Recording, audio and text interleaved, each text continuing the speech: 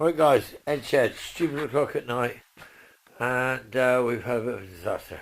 We've run out of the stuff we need to do the edge of the doors.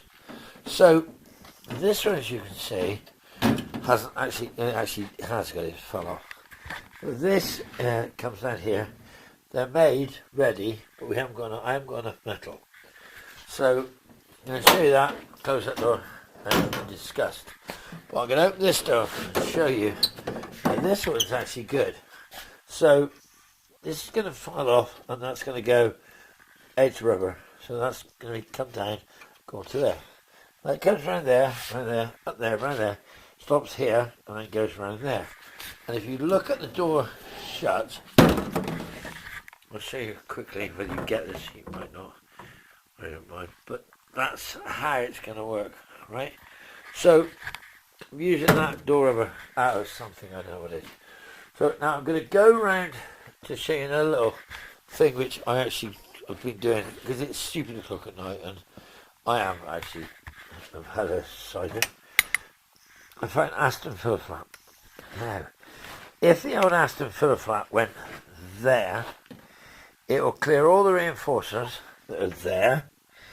It will come with a 90-degree bend down there, and it will go down into the original fuel tank there, and I can weld that up, which is on the bloody card, so I think that might look alright. So that's to be continued. That'll happen. It will happen. Now the back ones have both been done, as you can see. Done, ready. And the gaps are pretty good on the doors. Front this side, because my shrinker stretcher, well, my shrinker has broken. It's fractured. I'm having real trouble getting these angles. So I've got these done, and I've got them done for there. The rest of it is stretching, so that's not a problem. I'll adjust that. They need file. They got to be ground into there. The rubber's got there, and as I said to you guys before, that's this bit down here is a bit of an issue, because this has to come down there and go down the centre. The simple reason is that there, you can't follow that because it won't close on the door shut. I've tried it, so for the minute this side I haven't got the frames in, as you see, but doors are all fitting. Lovely. Up the sill, which is nasty. But I've decided something, and I found in my selection of metal, I found enough bits of metal to cut to make the bits I need. So I can finish the door shut frames. So I'm going to do. Now obviously I'm showing you this. It's stupid o'clock at night, and I don't know. If you're interested, you're interested. If you're not, don't bloody watch. But the two back ones are done, and the front one on this side is done. But I'm not moving the weld around there because I've got the bloody thing stuck here. So that could off for a minute. So everything else is pretty good. Louvers are done, and we've also had a little idea here of the old leaper. I'm going to fill that hole there, weld that up. I've got a few more bits of welding to do on these ones here, and I'm going to put the car down to its wheels. Now you're going to ask me why. And I'm going to tell you why. I actually think the bloody thing is, I don't know. Look, these things are old. They're full of crap. So if I put the front beam in there and I drop it down on the wheels, I think it's going to get some movement.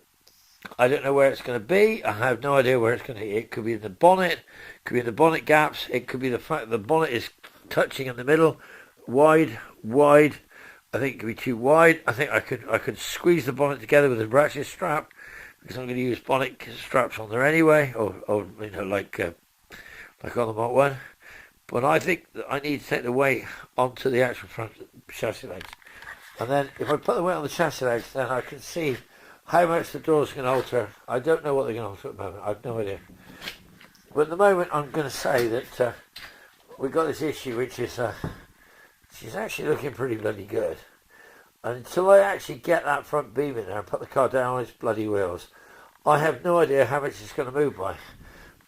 The bonnet is a bit wide here, so I can ratchet strap and I can weld a piece of bar in there because I'm going to use two straps. I'm not using that because that'll tighten that up, and the back edge is already set. So it's just now a matter of just filling, welding, grinding, and just trying to get it done. But I've found enough metal to do it, and this needs cleaning up, so that's tomorrow's job. Put a new grinding pad in, and we'll do that. And what I'm going to say to you guys is, as it stands at the moment, the doors open and close. The gaps are great, and that door is so straight. If that door comes out as good as that one, and the other one on the other side, and we only want that one to go, then the bloody thing should look great. But that's another day. But those louvers are in. They look nice. I've got to find a chrome strip. I think I've got one up there, but I'm going to find it anyway. I actually wanted to know how to do some bonnet louvers in a Mark II. So I actually Googled on YouTube bonnet louvers in a Mark II. And you know, nobody has got a video of doing bonnet louvers on a Mark II. Now, I have done them. Whether you're going to see it, I don't know. But listen, they didn't distort. They didn't warp. They went in really good. And they are odd. They're out of a Genesis Interceptor. They're perfect at the back. For the 6-cylinder manifold, they'll be fine. For here, they're on the inlet manifold, air cleaners, and the distributor is right there.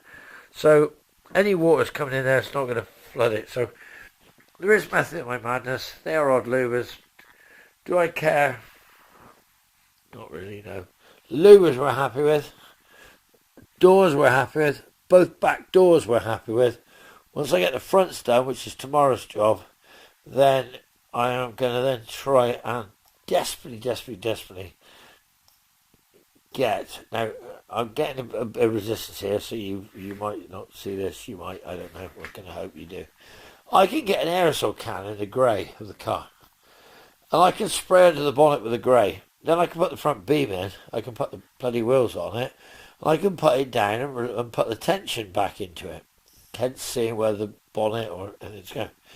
Or I can, for 27, actually an aerosol's about 15, 18 quid. But for like 27 pound, I can get a litre of grey paint. So I probably should buy the grey paint, shouldn't I? So I think I will. I'll buy the grey paint. I'll paint the 2 back doors, paint the 2 front doors. I'll do the back shuts, and under the bonnet, and then that's my plan. So if you guys see it, you'll see it. If you don't, well, you won't. But guys, look, let's come over here. Let me just sit down because I'm bloody tired. I'm going to go with these wheels because I do like the wheels. I didn't like them, but I like them now. I mean, that bloody door, look how straight that door is. Eat your heart out, that door is absolutely perfect. That door on the front, not quite as good. But I'm going to say, if the rest of it comes out as good as that door, then this is academic, isn't it? We're just talking bollocks, really. So, I've got to find an engine. I've got a manual gearbox. I don't know what I'm going to use for gearbox. I really don't want to put a Moss box in it. I'd like to put a 5-speed in it. It's not like I'm going to ever drive it anyway, so it don't really matter. So it could get a Moss and overdrive, which I have in stock already, or it'll get a R380 box, which I've got in stock already. What I will say is that I've got an idea for the dashboard, which is going to be a bit unique. Down the formula of a lot of my cars, which if you've actually seen some of my cars, alright, you've only seen a couple of my cars. But anyway, let's be honest. I mean, the cars you've seen, I've got like a something I used to follow, so we'll see. But yeah, at the moment, guys, let's just remember how that thing started the other day. It didn't look like that, did it? So I hope you guys are sort of following it, and I hope you are sort of rooting for me to just let's get it done. Why not? You know why not? Because if I don't get it done, it won't get done, will it? Anyway, talk to you soon.